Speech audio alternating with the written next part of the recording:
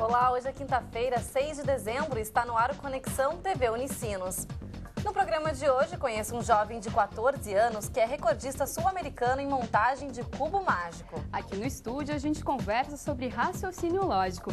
E se você é estudante dos cursos de comunicação da Unicinos, saiba como participar do Laboratório de Produção de Vídeo do Canal Futura, que está com inscrições abertas. E confira ainda como foi a confraternização de final de ano entre funcionários e professores aqui da universidade. O Conexão TV Unicinos está começando, fique com a gente.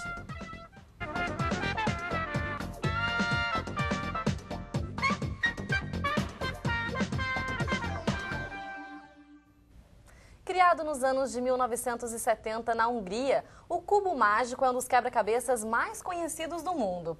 E além de desafiar a agilidade e a inteligência dos praticantes, ainda pode melhorar sentidos como o raciocínio lógico. E um exemplo de sucesso nessa prática é o estudante de Novo Hamburgo, Eric Monteiro, que em pouco tempo já conquistou títulos e mostrou todo o talento na atividade. Você acha que consegue fazer isso? E com tamanha velocidade? Realmente o cubo mágico é um quebra-cabeça difícil de ser montado. Talvez nem tanto para esse estudante de Novo Hamburgo. Começou com um amigo na escola, que ele trouxe um cubo na aula e eu comecei a me interessar. Eu fui procurando em sites na internet, aí depois minha mãe me deu o primeiro cubo profissional. Eric, de 14 anos, conheceu o cubo mágico há pouco mais de 2 anos e já é um competidor reconhecido nesse jogo. Ele coleciona marcas como o recorde brasileiro no cubo 6x6, quando levou 2 minutos e 56 segundos para montá-lo. Já na modalidade 7x7, quando competiu com jogadores da América do Sul, o tempo de 4 minutos e 13 segundos deu a ele o grande prêmio na categoria. O tradicional, que é o mais famoso, é o 3x3, que tem 3 fileiras por 3. Aí depois tem o maior, que é o 4x4, que deve ser um dos mais famosos também, 2x2, que ele já é o menor. E o meu preferido seria, na verdade, 7x7, né? Que eu fui campeão sul-americano. Além da chance de participar de campeonatos, a prática do cubo trouxe ao estudante outro importante benefício: o desenvolvimento da memorização e do raciocínio lógico. Eu acho que ajudou mais na memorização das fórmulas até em matemática, lá na escola, que ajudou para os cálculos, as fórmulas, decorar. Acho que ficou mais rápido para mim entender. No começo já é memorizar as fórmulas, né? Pra tu saber como montar, mas depois é só treino. Tu só tem que treinar para ficar bom. É claro que para o início do envolvimento com a atividade, foi necessária aprovação e apoio da família. Afinal, quando se pensa profissionalmente, este não é um esporte barato. Um cubo profissional, 3x3, por exemplo, custa em média R$ 70. Eric tem cerca de 25 modelos do quebra-cabeça, e alguns nem mesmo têm forma de cubo, como o Piramins, que tem forma de pirâmide. A mãe do recordista conta como o filho ganhou o seu primeiro. Foi um desafio, na verdade. Se tu conseguires montar, resolver esse cubo, então eu vou comprar um cubo profissional. E não demorou muito, ele me apresentou o cubo resolvido, né? Aí a gente acabou iniciando, né, essas compras dos cubos e incentivando ele cada vez mais a participar e montar cubos de modalidades diferentes. O sucesso de Eric inspirou o irmão Caio, de 12 anos, que também passou a se dedicar à prática do cubo. Eu comecei a montar ele por causa do meu irmão, que ele vive me pedindo, já que ele está sempre em cima desses cubos, né? Aí ele vive me pedindo para eu começar a aprender né? E a gostar. E aí eu comecei a praticar o cubo e eu gostei.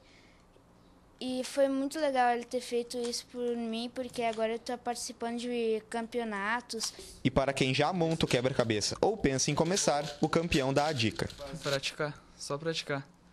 Decorar as fórmulas, depois de decorar, só praticar o cubo.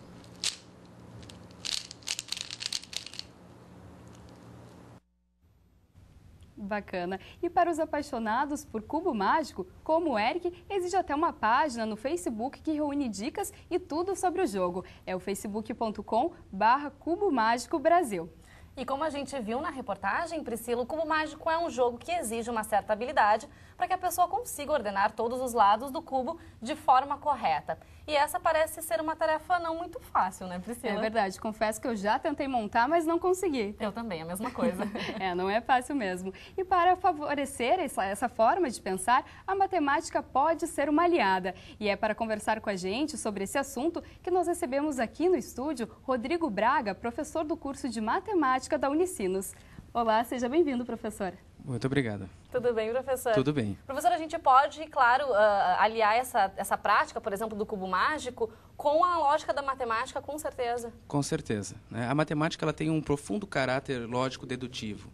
Então, se você segue um conjunto de regras, né, um conjunto de axiomas, que é o que a gente chama, o que nós supomos ser verdade, e seguimos essas regras, a gente chega no objetivo final.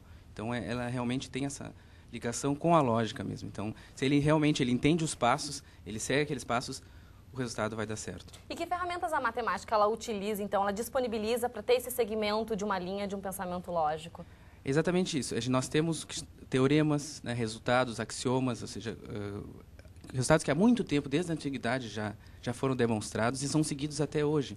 Então, a matemática ela tem verdades que ela assume e se você segue esses passos lógicos, você vai conseguir chegar nos resultados finais. Professor, e como funciona, então, esse raciocínio lógico, né? Como a nossa cabeça organiza ele? Explica um pouquinho pra gente.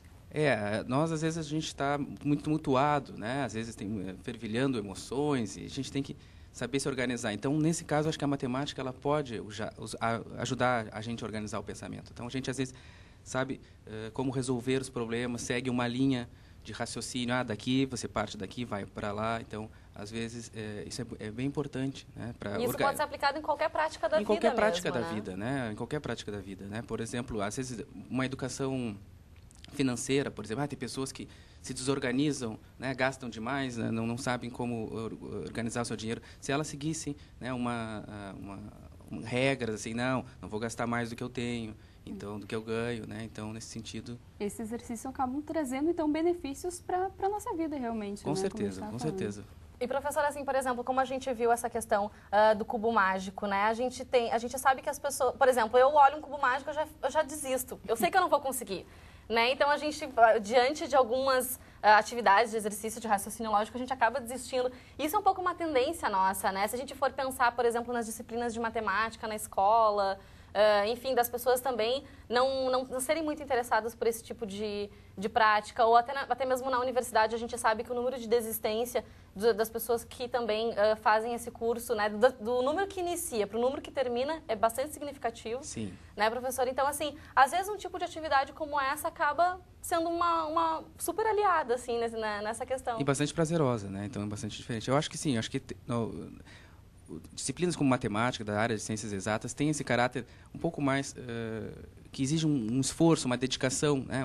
Treino, como o menino falou na reportagem, né? Ou seja, tem que ter muita prática, tem que ter muito exercício. E isso pode começar desde cedo, né? Por exemplo, a gente tem algumas imagens de um morador de São Leopoldo, o Carlos Antônio Sebastiani, que ele dedica a vida toda, a gente está vendo aí as imagens agora, ele dedica a vida toda a fazer peças de cunho educativo. Ele pesquisa na internet jogos de outros países, daqui também, e ele acaba produzindo essas peças. Né? Você acha que esse tipo de objeto ele é válido também para auxiliar nas disciplinas de matemática? Ou para a pessoa também ter como um passatempo em casa ou no momento que ela não está fazendo nada? Acho que sim, acho que ela desperta essa questão do raciocínio lógico, ou seja, que ferramentas eu posso utilizar para resolver o problema. Às vezes tenta uma coisa, não dá certo, será que não teria um outro jeito de fazer? Então, esse tipo de questionamento, esse tipo de ação, a matemática pode ajudar a organizar. E é importante, desde criança, a pessoa já ter acesso a esses exercícios, a esses jogos que a gente está vendo aí nas imagens? Sim, acho que sim. Acho que desde muito cedo é bom que os pais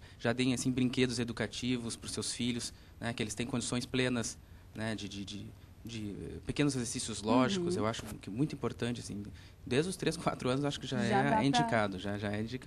E, professora, a gente também quer propor um desafio aqui para o pessoal de casa. A gente separou uma figura que ela tem uma sequência e as pessoas têm que adivinhar também qual é a imagem que compõe essa sequência ali que está faltando. Não sei se a gente já tem essa imagem ali, já vamos conferir.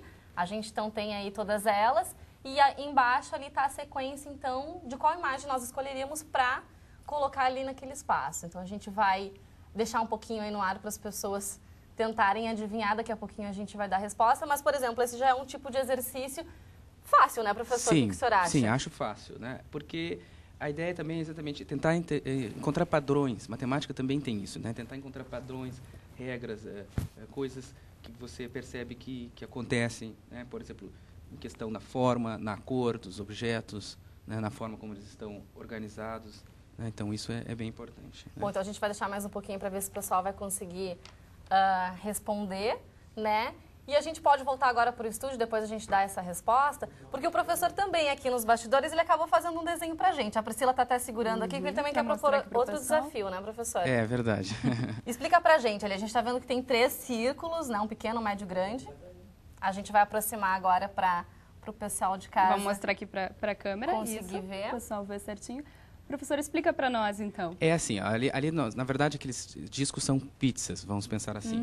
Né? Então, temos uma pizza pequena, que custa R$ 8,00, temos uma pizza média, que custa R$ 12,00, e uma pizza grande, que custa R$ 20,00. O que compensa mais? Levar uma pizza média e pequena ou uma grande? Eu sempre que vou escolher, eu escolho a grande, professor. Eu confesso que eu também escolhi a grande. Mas a gente tem que levar em consideração o tamanho dessa pizza, né? Claro, Quer dizer, quantas com certeza. fatias vão ser geradas a partir de cada Quantas uma. pessoas Com também certeza, vão estar ali comendo, né? Então, uma forma de resolver esse problema é usando um teorema chamado Teorema de Pitágoras. Né? Que a gente lembra lá da época da escola. Lembra da época da escola. Né? Então, não sei se eu posso... Claro, por favor, fazer aqui. professor. Vamos lá, Tá? então. Vamos lá. Nós vamos dividir as pizzas ao meio. As 3 divididas ao meio. As 3 divididas ao meio. Certo. E vamos montar um triângulo com essas pizzas. Então, em 2 lados vai ter as pizzas média e pequena, e do outro lado vai ter a pizza grande. A ideia é o seguinte: se ficar um triângulo retângulo, o teorema de Pitágoras diz que o quadrado da medida do lado maior é igual à soma do quadrado das medidas dos lados menores. Então, se for um triângulo retângulo, tanto faz. Pode ser a grande ou a média e pequena. Porém, se esse ângulo for maior do que 90 graus, então a pizza grande tem uma área maior que a soma das outras duas. E aí, compensa levar a grande. Então a gente tem que A fazer a gente escolha acertou. certa. Não é só Vamos pela saber. fome, né? Não é Bom, só pela fome. A gente pode voltar agora com a figura que a gente mostrou anteriormente para dizer então qual é a resposta para o professor explicar também para a gente. Olha só. Alguns padrões nós podemos perceber. Por exemplo, nós podemos ver que na primeira coluna são figuras de fundo branco.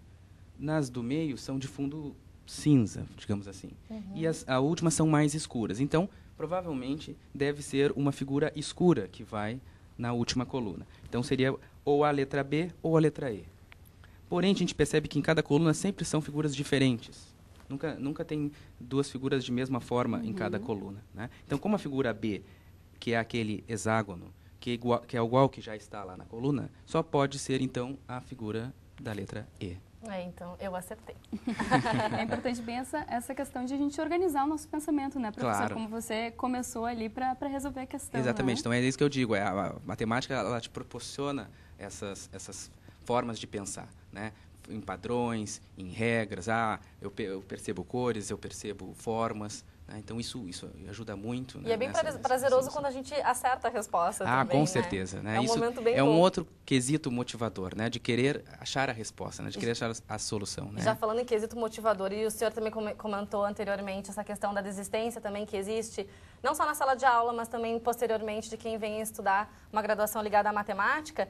Mas por que isso acontece tanto? Quer dizer, de repente, o método como a matemática é ensinada não é tão interessante? Como é que a gente pode tentar entender essa questão? Eu acho assim, a matemática ela exige bastante esforço, assim, ela não vem fácil, assim, né? Mas eu acho que tudo começa, assim, com um bom trabalho do professor, sabe? Um professor que é motivador, que tem um prazer em ensinar, tem um desejo autêntico de transmitir aquele conteúdo, ele instiga, ele motiva os seus alunos, né? E, claro, o aluno também tem que, dali, fazer a sua parte, né? Ou seja, procurar também resolver os problemas, né? Não ver uma aula de matemática como se fosse assistir um filme ou ler um livro, né? Não, ela exige que você faça a sua parte, que você treine, né, mais, né? É com esse treino que vem as habilidades e as competências. Isso tudo é muito bom para a gente exercitar a nossa memória, exercitar Com a nossa certeza, mente. é. Né? Assim como outras práticas que existem aí, que a gente acabou não comentando, mas até palavras cruzadas, enfim, passatempos. Exatamente, né? E você recomenda, professora, as pessoas fazer em casa, né? Que nem a gente Claro, falou, qualquer um, cruzadas. né? Qualquer um, né? Não tem que ser um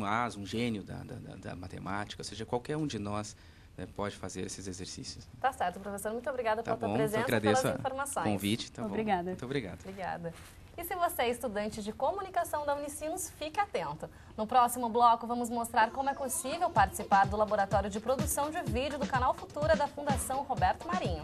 A experiência acontece no início de 2013, no Rio de Janeiro. Não sai daí, a gente já volta.